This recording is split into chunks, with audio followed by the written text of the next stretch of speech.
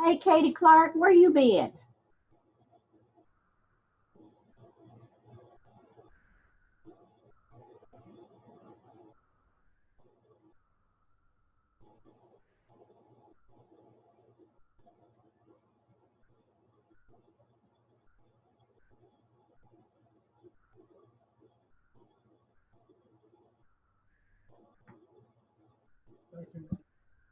Katie Clark, how are you?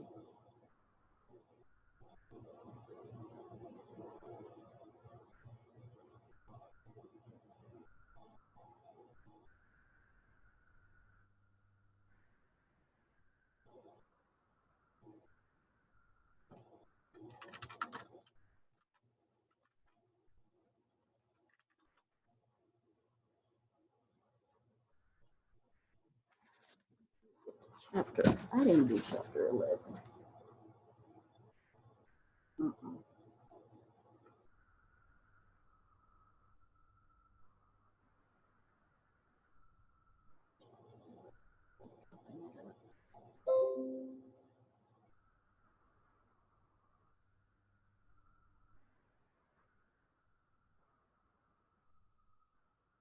All right, let me open up the PowerPoint real quick. Biochem. Um,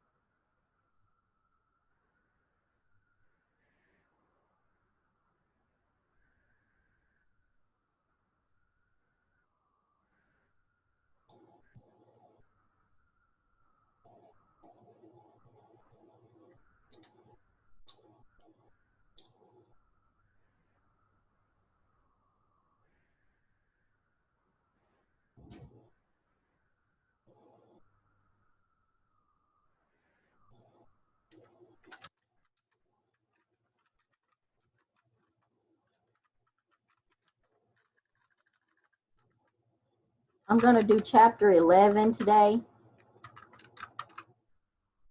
Um, I am almost finished. Um, didn't nobody show up on Tuesday? So I was like, okay. So I am going to do chapter 11 today. Give me just a moment. I'm going to go check on the boys real quick and everything. And I'm trying to type up you guys drug thing. I'm gonna try to do that too while I'm presenting. So let me get the PowerPoint pulled up. It is not that many slides, and what I'm going to do is slideshow, set up slideshow, and some of the other chapters I'm gonna try to finish by next week, and I'm gonna have this up today. I had to go over and go back over some of the points on it. I'm just trying to make sure because I wanted some to be more points than other on your thing, and usually I am getting disturbed when I'm trying to type, so I'm gonna try to make this quick as possible today. So let me check on them, and then I'll be right back.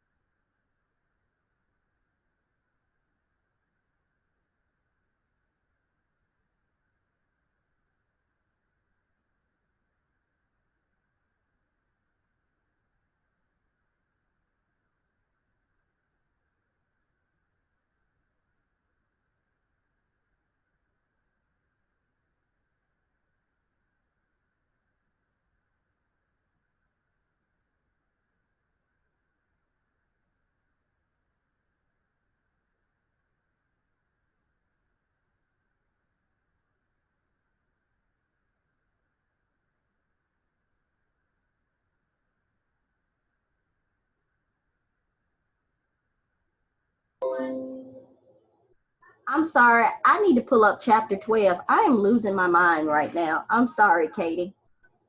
Let me.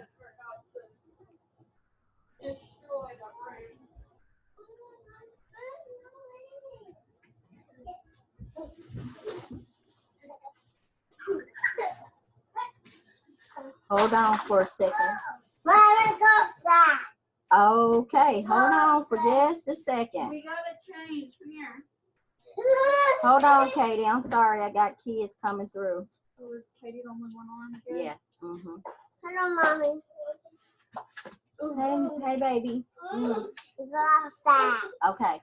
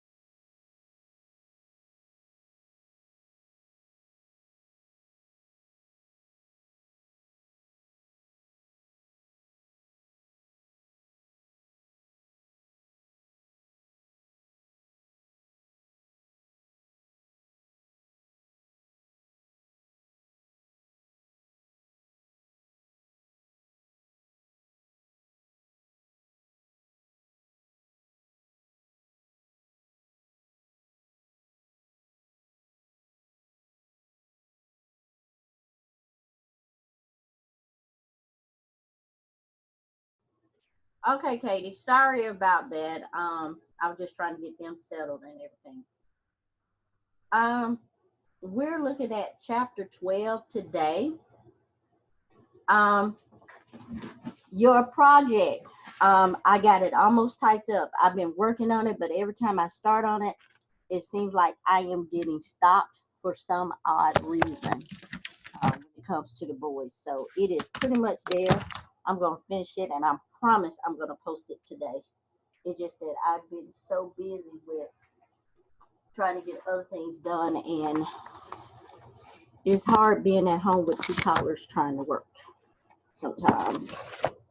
All right, so chapter 12 deals with metabolism and bioenergetics. What I am going to do is do this chapter today, and I'm gonna probably do one or two chapters voiceover, and then what else I'm going to do is once I do the voiceover for the other chapters, um, I'm gonna probably do either 14 or 15 next week. I want to spend the next 2 weeks reviewing our chapters and everything. So that's what I really want to do. So chapter 12 deal with metabolism. Um, there are pathways for digesting and metabolizing fuels. Um, what we want to look at is for this is basically knowing that um, food and fuel, what we need. So bioactivity of the cells can be summarized um, pretty much in this figure right here: catabolism and anabolism. Um, um, you got catabolic, that's decorative reactions, use free energy, and small molecules can be used for anabolic synthetic reactions.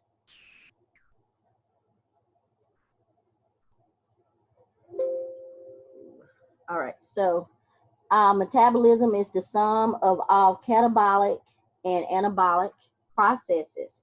So you have those that is there. Um, so some microorganisms known as chemoautotropes, they obtain virtual all of their metabolic building blocks and free energy from simple organic compounds. Um, Carbon dioxide, nitrogen, hydrogen, photoautotropes, um, green plants, they need a little bit more of that. And then you got heterotrophs. That's a group that include animals directly um, free energy from organic compounds produced by either or. So you have those type. As heterotrophs, mammals relied on food produced by other organisms. After food is digested and absorbed, it becomes a source of metabolic energy and the materials to support the animal's growth and other activities. So that's what it is. Oh, waiting room. Who else? Oh, okay.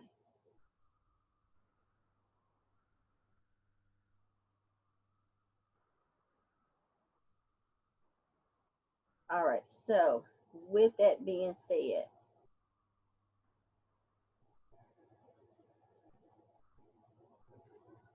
so what about, so cells take up the products of digestion. Hold on just a second. Hello, mommy. Hello, mommy. Hi, mommy.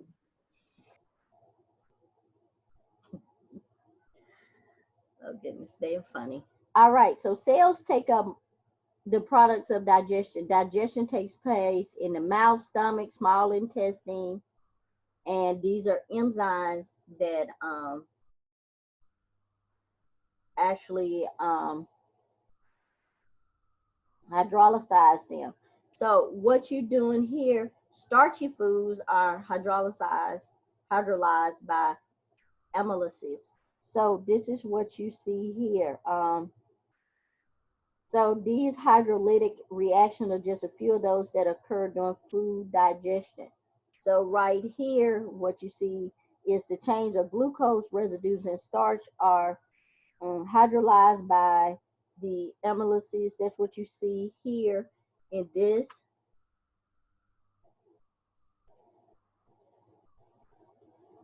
Proteins are hydrolyzed by proteases.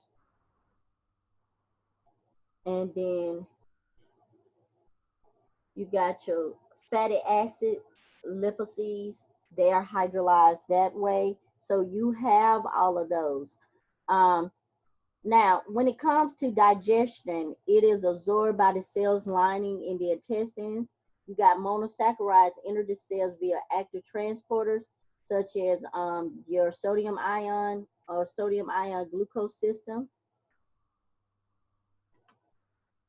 So with that, you can have some of them that's transport. So some highly hydrophobic lipids diffuse through the cell membrane. So what happens here, fatty acids link to cholesterol to form cholesterol esters, for example, and this is what you see here. Trialkylglycerols and cholesterol esters are packaged together with proteins to form lipoproteins. So that is what happens. And so this is what you are seeing right here. Now, right here, these cells make up the adipose tissue, contains a small amount of cytoplasm surrounded by a large globule of triglycerols, which is fat. So this is what you see here. Now, monomers are stored as polymers. Now, what happened with that is some tissues are specialized for long-term storage of nutrients. Fatty acids are used to build up those trialkylglycerols. Many travel in the form of those lipoproteins to this adipose tissue. And so what you see here is an adipocyte right here. Now, you can have also fuels metabolized as needed. So this is the glycogen structure. So you see this diagram. Each hexagon that you see over to the left represents a glucose monomer, and the branches occur every 8 to 14 residues. And then what you see here is the electron micrograph of a liver cell.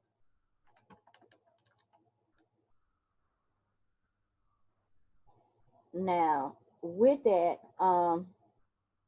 amino acids, monosaccharides, and fatty acid are known as metabolic fuels because they can be broken down by processes that make free energy available for the cell's activities. Now, what happens is when the cell, basically fuel supplies are exhausted, the body metabolizes it and stored resources. That is, it converts the polysaccharide and the come on, Wanda. Glycoglycerol storage molecules to their respective monomer units. So everything basically what happens is it breaks down. So glycogen breaks down via phosphorylases. So this is what happened here. So this is what you see. The mechanism of glycogen degradation generates glucose 1 phosphate. So this is what you see here. Now, this reaction is catalyzed by glycogen phosphorylase, which releases residues from the ends of the branches in the glycogen polymer. Now, one of the things that I am thinking about and looking at, especially when I teach this class to majority of your classmates in organic, Katie, and with you guys, is looking at that there's a certain part of organic chemistry, the last few chapters in the book that deals with polymerization, that deal with carbohydrates, lipids, and all of that, that I'm going to introduce to you guys as well. And I'm going to put some of those slides up for you guys, is to really look at how this really affect, because with us going over um, the last few chapters, not being able to go over the last few chapters in organic, those chapters are really good precursors for dealing with biochem. And so what I'm going to do next time, and I'm going to give you some of it now, is really look at, and next semester they'll have both books. So this book, well, next time I teach you this book and the organic book, is really look at all of this, because if you look at carbohydrates and we start looking at it versus that, um, is really one of the things that these all go hand in hand. So we're talking about this in organic, and now you're seeing it over here in biochem. Now, what you see here is the structure of yeast. Now, this is just a cutaway of this, and this is the inner chamber where proteolysis occur. Additional protein complexes assist in the entry of proteins in the proteasome. The red structures mark the location of 3 protease active sites. And so there are some mechanisms that they talk about here in the book. Amino acids are not mobilized to generate energy except during a fast when glycogen stores are depleted. So in the first, lysosome and organelle containing proteases and other hydraulic enzymes break down proteins are enclosed in a membranous vesicle. So those membrane proteins and extracellular proteins take up by endocytosis are degraded by that pathway, or this pathway. Now the second pathway, and this is the one that you're looking at, is degraded intercellular proteins that require a barrel-shaped structure known as a proteasome. And this is what you're looking at, and this is the one of yeast.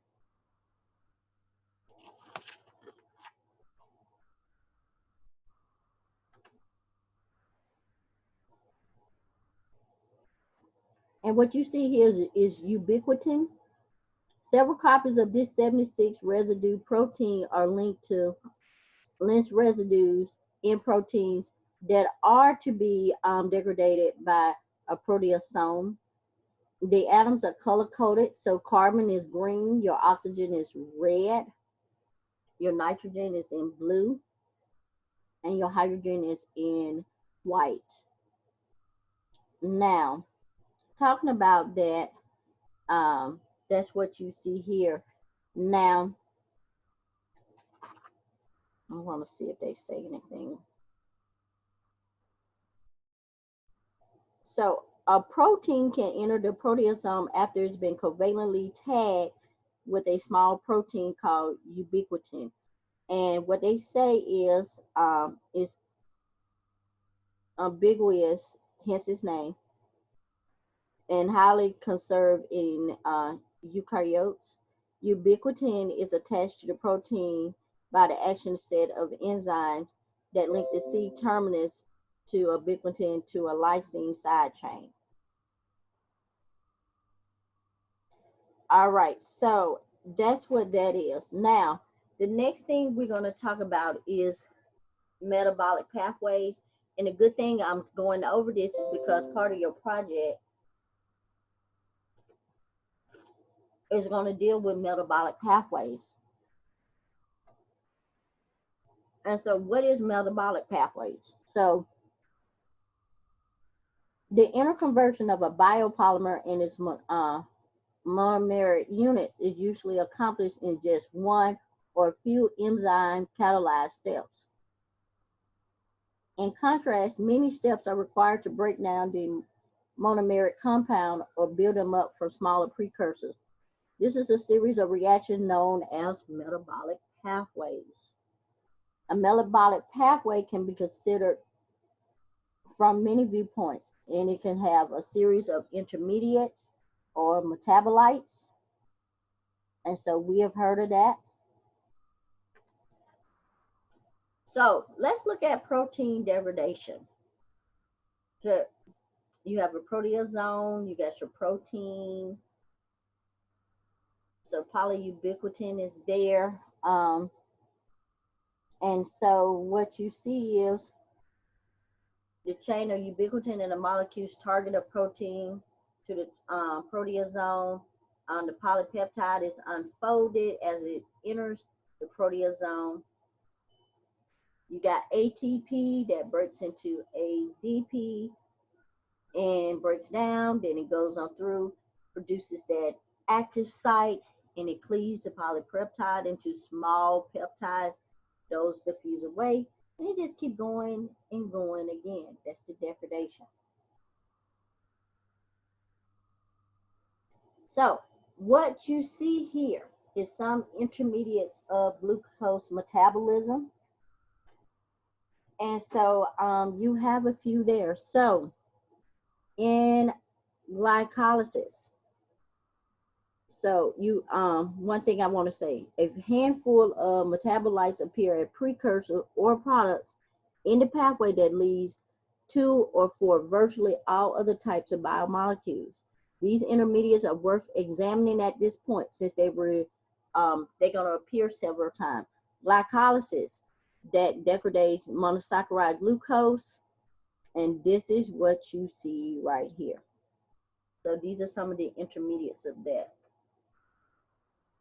So some major metabolic pathways share a few common intermediates. So glucose and some amino acids share pyruvate as an intermediate. So that is what you see there. So they're key players. So you see those there. So these are some of the common metabolic roles of common intermediates. This is what you see here.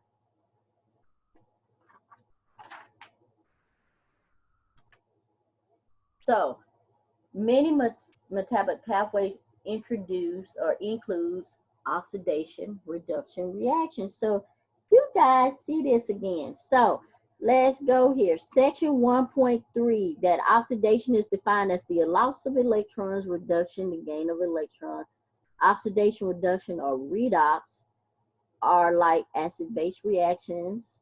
So this is what you see here. The transformation of methane to carbon dioxide represents the conversion of carbon to a most reduced state to its oxidized state.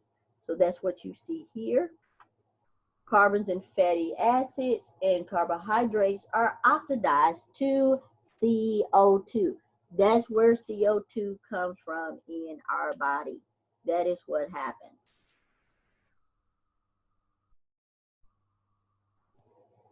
Now, there are other cofactors that undergo this oxidation reduction reaction.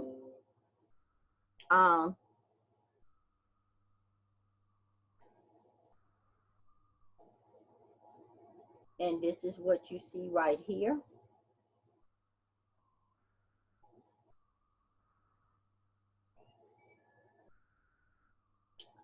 Give me just a second. Yeah, so this is what you see. So you can have it where it's oxidized and then it reduces. So that's what you see there.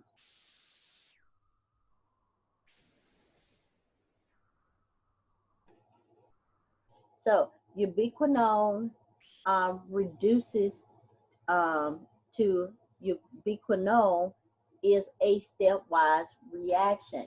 And so that's what you see right here. So ubiquinone, you have an intermediate ubiquinone, and then ubiquinol. So it reduces down to an alcohol. So let's talk about this. So in organic chem, what you guys are looking at with aldehydes and ketones, Katie, this ubiquinone is a ketone. And what you're seeing here in this is that that is reducing down to an alcohol. They said stepwise. This is what I was going over the other day in organic chem. So this is the same type of reactions that we're going over. This is a ketone that is in the body. That's what I was telling you guys about. And it goes down to an alcohol. So this is the same thing you're seeing. So I don't want you to get confused. I just want you to know that it is in some of these other reactions and everything like that. So you kind of seeing it, which is a good thing, in two different places.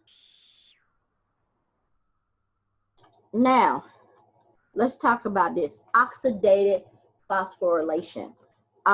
What happened is catabolic pathways. One of the things that we look at, and we're going to look at, is this citric acid cycle generates considerable amounts of reduced cofactors. Now, what happened is those cofactors are reoxidized in anabolic reaction. The rest are reoxidized by a process that is accompanied by the synthesis of ATP from ADP and P sub I. In mammals, the reoxidation of NADH and QH2,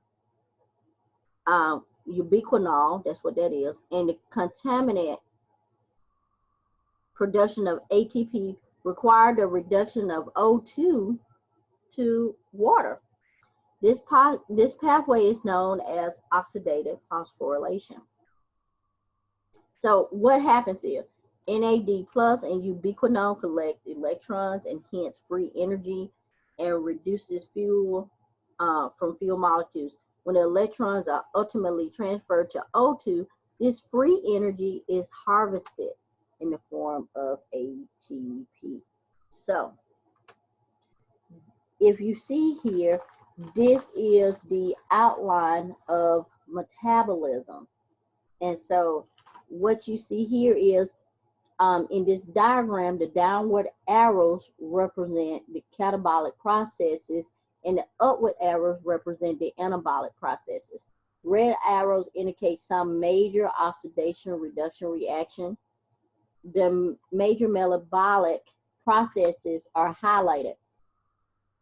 You got biological polymers, proteins, nucleic acids, polysaccharides, and triacylglycerols are built from and are degraded to monomers. So basically down to the amino acid, nucleotides, monosaccharides, and fatty acids. In part 2, the monomers are broken down into 2 and 3 carbon intermediates, such as glyceraldehyde 3-phosphate, pyruvate, and acetyl-CoA, which are also the precursors for many other biological compounds. And then in 3, the complete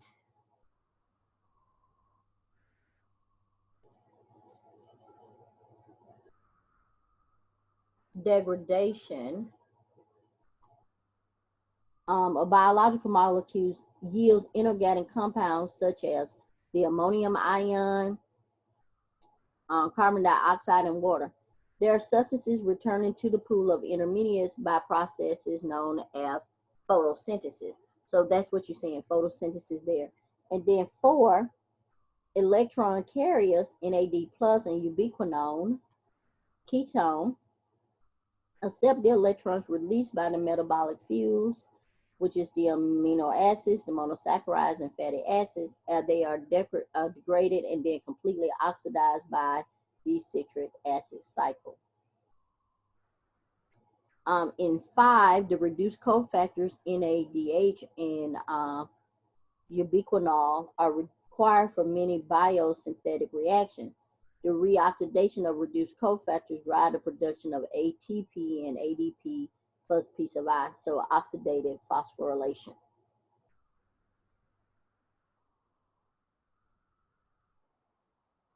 So humans do not synthesize some important biomolecules.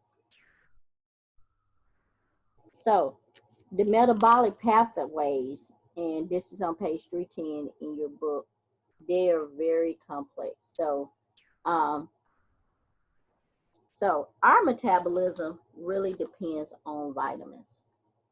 Essential vitamins are compounds that humans need but cannot make. So that's what we got to really depend on. Now, we don't synthesize vitamins. We don't synthesize them. We have to depend on vital atom. Comes from vita amine, a term coined. So vitamin is a vital amine. So that's why we're going over amine and some other things and some other chapters. So vitamins was discovered through the studies of nutritional deficits. That's how they found some of these. So there are some things. So these are some ones that you look at. So you got biotin, folic acid, lipoic acid. So some of these. So you got water soluble and you got fat soluble vitamins. So you see those there.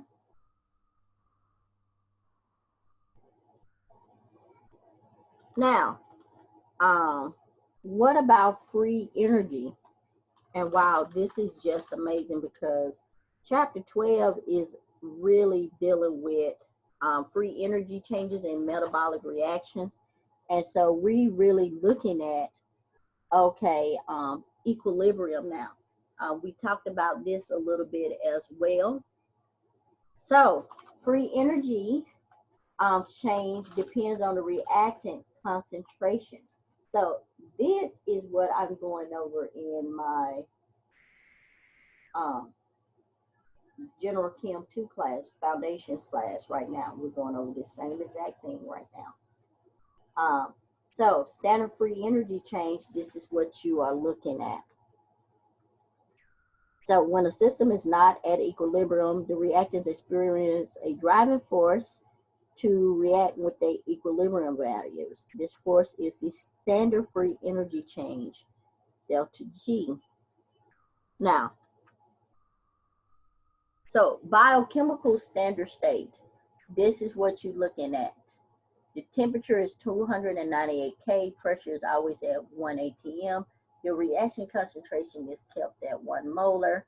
Your pH has to be at 7, and then water concentration is 55.5 molar.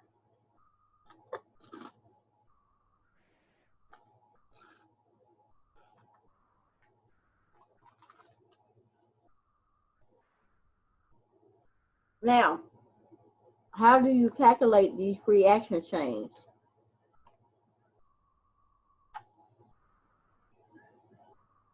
These are not hard. This is what you look at. The natural log of the concentration of the products over the reactants. So this is what you're looking at right here. Now, this process is ATP is often involved in coupled processes. So the 3 phosphate groups, sometimes described as the Greek letters alpha, beta, and gamma. The linkages between the first alpha and beta phosphoryl groups, between the second and the third, that's beta and gamma, is a phosphor anhydride bond, a reaction in which one or two phosphorus groups are transferred to another compound. This is a reaction in which a phosphor anhydride bond is cleaved, and it has a large negative value of delta G. And so this again, this is what you see. And consider the following reaction. You got ATP plus water that gives you ADP plus PI. This is a highly favorable reaction. But if you got glucose that is going to glucose 6-phosphate, it is a highly unfavorable reaction. So we get into that again. Now, with that, free energy can take a lot of forms when you see that. And so what you see here is glucose for PI, give you glucose 6-phosphate plus water. Your delta G is plus 13.8. Then you do glucose plus ADP gives you glucose 6-phosphate because water go away and PI go away, because those are what we like to call spectators. They're in there, or intermediates. They're in there. That gives you a negative 16.7 kilojoules.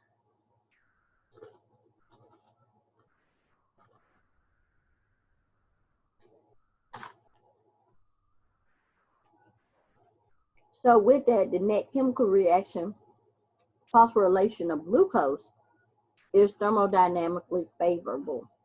So that's what that tells you. That's what you have to look at. What's so special about ATP? ATP hydrolysis are more stable than their reactants. And that's because the pK is close to 7 on that. A compound with a phosphor anhydride bonds experiences less resonance stabilization than its hydrolysis product. So resonance stabilization is very important. Like I say, this is the stuff we're talking about in organic chemistry. Why does ATP hydrolysis release so much energy? Why is that? Like I said, free energy can take so many forms. They talk about creatine has lower free energy than phosphocreatine since it's had 2 rather than 1 resonance form. So that's what it is. Another class that can release that. And so right here, that's what they're looking at. Resonance stabilization reflects the degree of delocalization in a molecule and can be roughly assessed by the number of different ways of depicting the molecule structure. There are a few ways of arranging the bonds of the terminal phosphorus group of ATP, and therefore a free piece of I.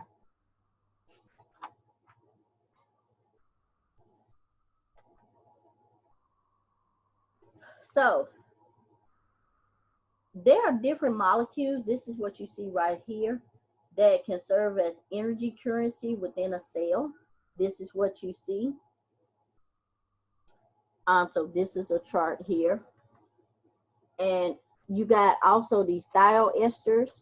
Now, this is another class of compound that can release a large amount of free energy upon hydrolysis. Acetyl-CoA. Coenzyme A is a nucleotide derivative with a side chain ended in a sahydral group, a alkyl or acetyl group. The A for which coenzyme A was named is linked to the sulfhydryl group by a thioester bond. Hydrolysis of this bond has a delta G value of about a negative 31.5 kilojoules per mole. And this is what you see here. And the last thing here, regulation occurs at the step where the largest free energy changes. And so they say basically it can act as if it is in dams and stuff. So what is it for chapter 12 that you do need to take away and what you need to know? If you look on page 314, 315, 316, most of this is, it's a little bit of math, but this is math you have done before, so it's not a problem. What do I want to say? Just to summarize everything up. Polymeric food molecules, starches, protein, alkylglycerols are broken down to their monomeric components, glucose, amino acids, fatty acids, then they are absorbed. These materials are stored as polymers in tissue-specific manner. That's why I was saying for organic, those last chapters, that's why I say I want to go up to, like, when I teach this again, I'm only stopping at chapter 23, because the rest of it from 23 to chapters 29 is really all about what is going on in biochem.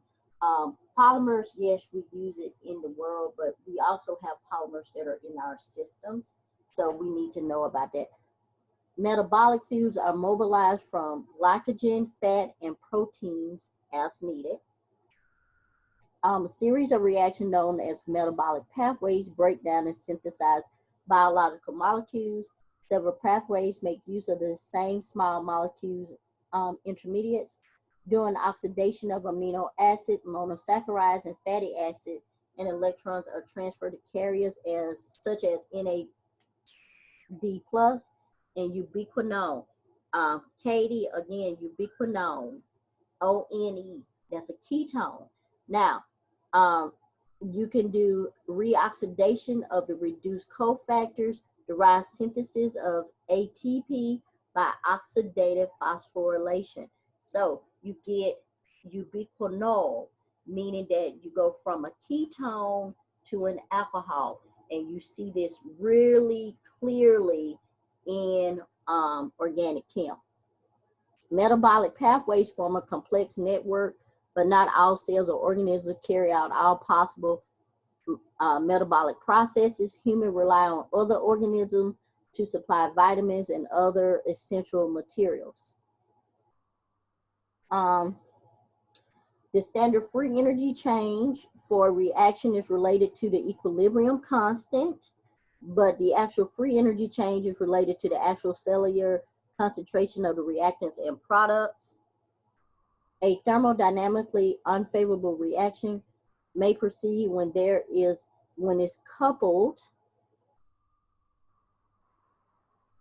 to a favorable process involving ATP, which a phosphor and hydride bonds release large amount of free energy when cleaved.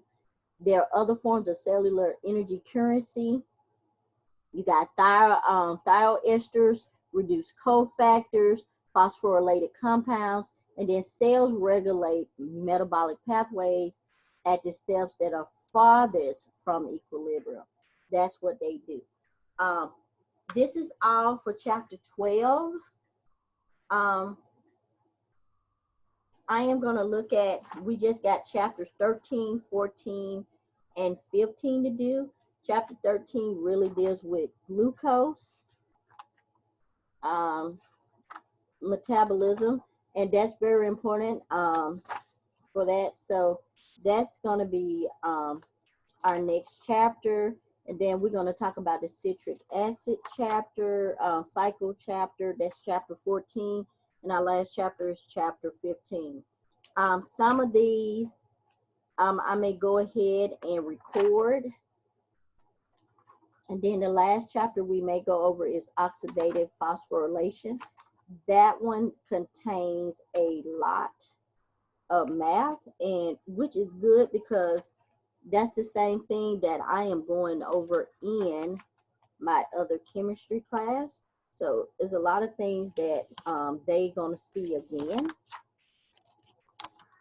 And so I'm going to try to get chapters 13 and 14 I may go ahead and pre-record some of these so that we only have one more chapter to go over. And like I said, later on, we will have time to go over stuff. I'm going to stop here.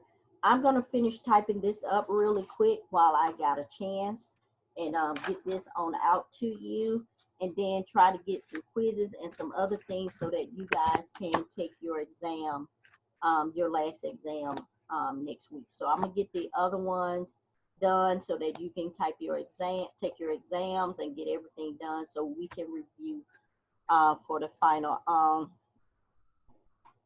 I want the paper, what you guys are doing to be due. If I get it done today, it's gonna probably won't be due until it's gonna be 10 days out, the last week of class. So you guys will have next week and then the a couple of days. So just as long as y'all have it to me by the 29th. Or the 30th, that's what I'm gonna probably do, give you 2 weeks to work on it. I think it was due a little bit earlier than that, I think the 27th. So I'm gonna finish typing it up so you can get that out to you, because there's some other ones I gotta type up as well. So let me get that done and get this over to you guys. And like I said, I'm gonna try to have everything wrapped up next week, because the last week, I really want to review before you guys take your finals and go over what's going to be on your finals. So I want to use part of next week for that. So we will have a couple of I don't know if I'm gonna do 1 or 2 chapters on the 21st. I probably would just do 1. I'll probably pre-record the other 2, and then we'll just finish up chapter 15 on Tuesday, and then the 23rd we'll use that one for your exam. So I'll review that morning and have your exam open all weekend or whatever like that, and then your paper can be due a little bit later, and I can push that back to give you guys time, because I know y'all working on other classes as well.